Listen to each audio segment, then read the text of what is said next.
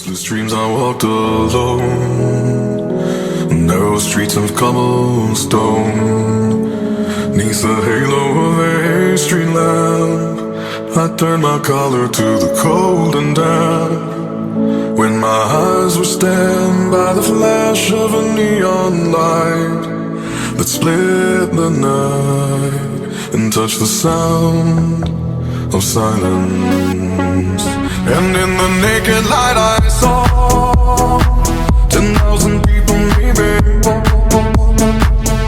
People talking without speaking, people hearing without listening, people writing songs that voices never share, and no one dared disturb the sound of silence.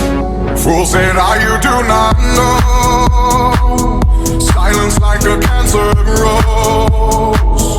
Hear my words and I might teach you, play my arms and I might reach you, but my words like silent raindrops fell